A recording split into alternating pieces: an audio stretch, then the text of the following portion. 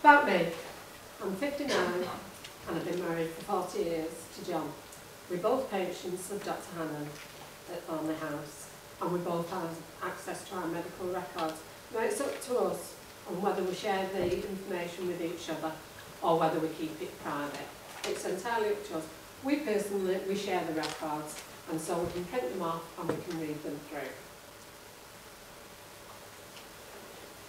Being an active partner in a doctor-patient relationship is a very important part, and it's a relationship based on trust. And David, who we saw in the early DVD, he actually coined the phrase, a partnership of trust. But I have to say, for a lot of us, it's not because we never trusted Dr. Hannon. Even with all the problems with Dr. Shipman, it was a case of the fact that we wanted to have access to our medical records for our own benefits, to take care of our health. It's about having choices. We have the choice on which hospital we go to with choose and boot. We have the choice on who we share that information with. And it's about helping the clinician to help me by having all the information available to hand.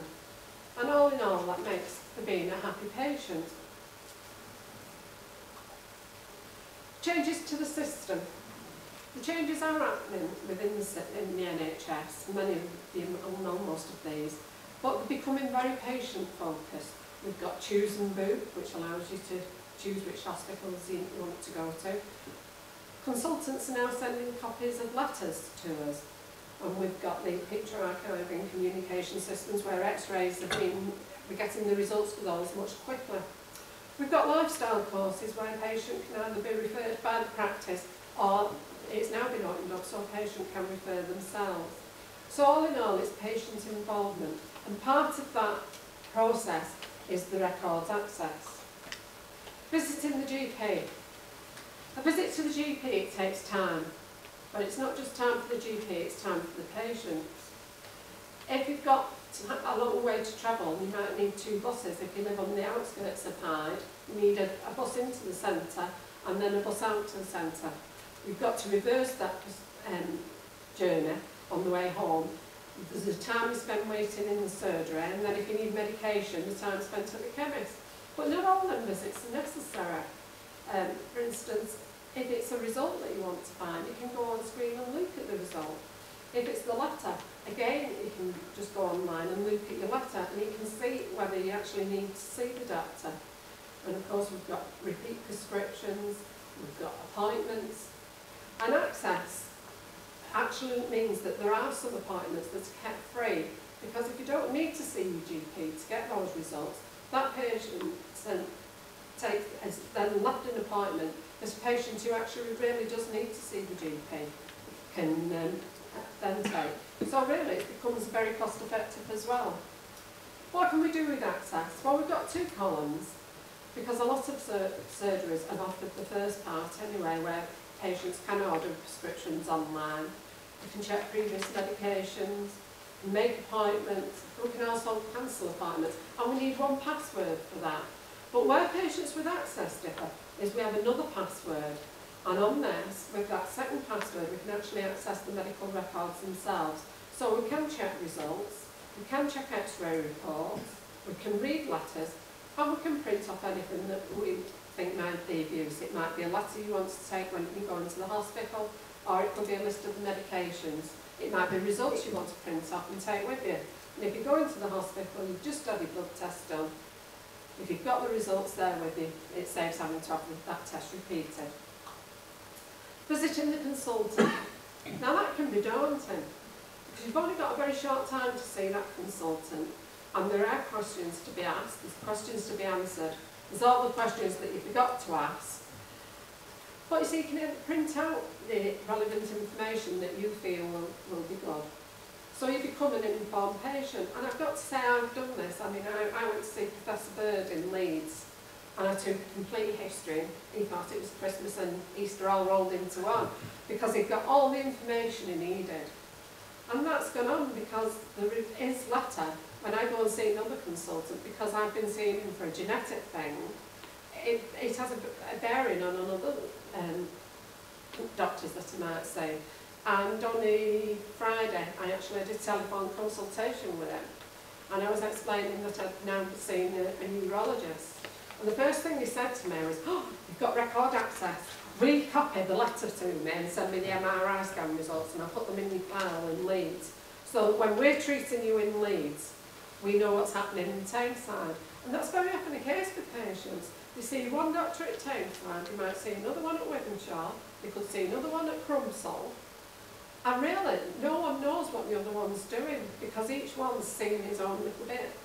But what this helps us, enables us to do, is to be seen, the patient to be seen as a whole, and for the information to be available to other consultants.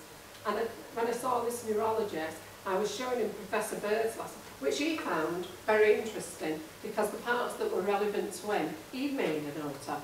So don't think that consultants don't like this, because believe me, they do. And they're now appreciating more and more that we can do this job in half the time with this lot, because everything's becoming in form. But what happens when you fit? This is where you get to meet my other half, John, 62-year-old cyclist, fit as a butcher's dog, body of an 18-year-old according to our practice nurse. But then what happened was an accident on his bike. He finished up with 4 broken ribs. Then the unknown. He went to the doctors because I'd given him a cough. Only to find out that he didn't really have a cough because his chest was quite well. But because he wasn't happy and knew that things weren't quite right, Dr. Hannon decided he would send him for a chest x-ray. And that finished up with CT scans, videotherapy, an operation. Fortunately, everything turned out to be good. It was all good news. But the thing was, he had access to his notes, he had all that information available. Had he needed to be seen out of hours by either door-to-door or if he'd been needed to have rushed to hospital, all the information could have been taken with him. Because as I said, he was seen by Tameside and Wythenshawe. So it's a case of not always that they actually marry up the notes. But what's happening? Nationally, we've got the Care Records Development Board, we've got electronic prescriptions, then there's the NHS Connecting Health through Health Space, we've got the Choose and Boot. We're not going to say anything about the early doctor programme on this one, we'll gloss over that one. But locally, there's only Tameside and Glossop that really have a local care record board, and that makes us pretty unique. And that's composed of its doctors, its patients, its clinicians, its social services. Anybody who feels that they can contribute can be invited to come to there. And then we've got the Record Access magazine, and that's done by both patients and the GP. What can practice managers do to help? We've actually gone a long way now because consultants are actually helping. For a start, they're sending us copies of letters. They are being appreciative. But an efficient manager needs to work with changes that are happening. And I know if there's anybody who does a desk job, they're saying the only time they saw an empty desk was the time when it got unpacked. And I do appreciate that because they have worked within the NHS and PCT. There's also the cultural change. The change in view that the patients are not the inconvenience that just makes the job would be all right if it wasn't for patients, and they really spoils the thing. So it's about preparation, and it's about the attitude, because the attitude then reflects on the staff. And it's offering a reliable service to customers, whether it's the patients or it's other doctors or anything.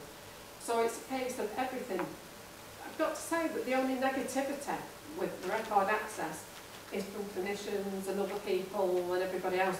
The only ones who don't have any negativity is the patients themselves, and these are the patients that are using this access.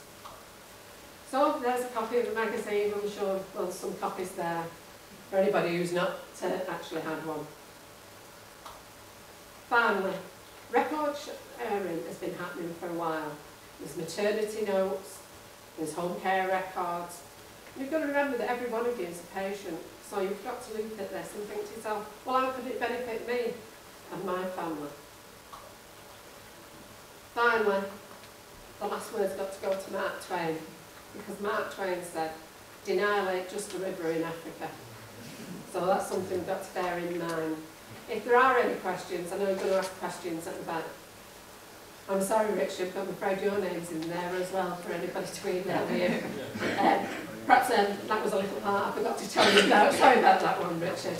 Also, there's Health Space, and there's Brian Fisher, who's also involved with EMIS. And of course there's the mayor. So